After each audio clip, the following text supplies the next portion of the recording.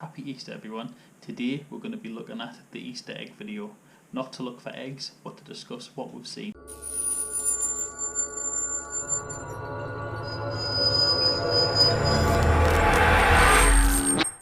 The first thing I noticed was the scale of the vehicle in comparison to 1 tile square.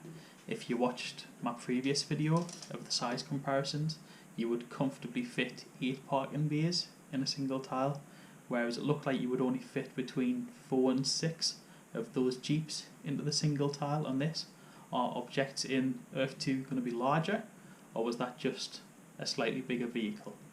Then going on to plot sizes where buildings appeared, I personally didn't see any less than 4 tiles where a building appeared. Please correct us if I'm wrong on that, but it looked like the smallest building was in a 2x2 grid. Is that simply because the developers haven't made any smaller buildings yet, or is there going to be a requirement on how many tiles you need to be able to build at all? This is only a tease of the E2 engine capabilities. In the future, the buildings will be much more detailed and will contain full interiors. We also support customizable and player designed buildings, which means buildings will look and feel very different on a massive scale. The cities will be completed with streets, player placed object and much more. Do you think we'll get the smaller buildings when we're going to have player designed things? Will it come in then? Also, what are the streets going to be? There's no spaces left between where players have bought tiles, so my thinking is that has to be a requirement of having tiles.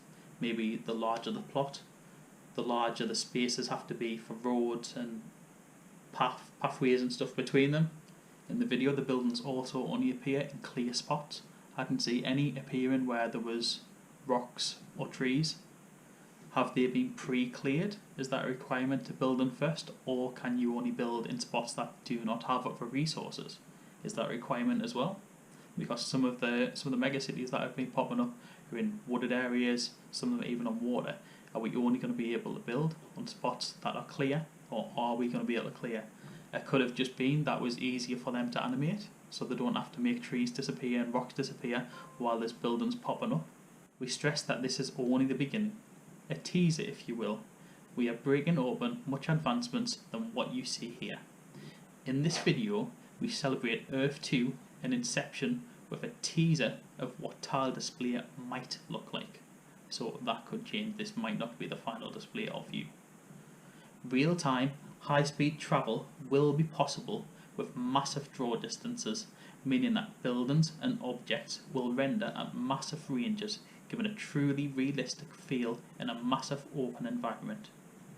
To me, this implies that the view we see in the video could possibly be the first person view when travelling.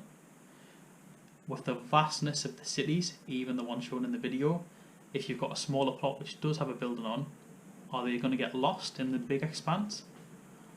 Are the only people that are going to stand out are the people that have got flexes, 750 tile plots? How will teleporters work with this?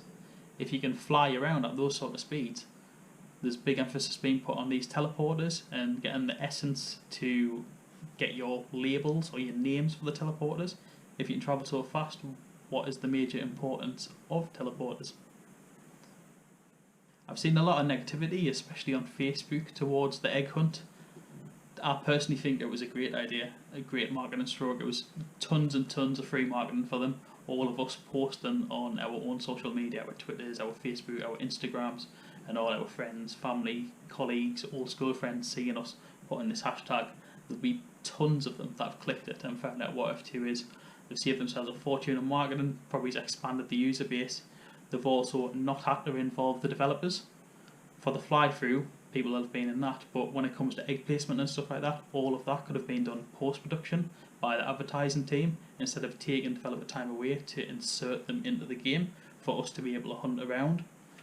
So you've got marketing team able to work on that while the development team concentrates on what they need to do, getting the next stage out. That's given us essence and resources.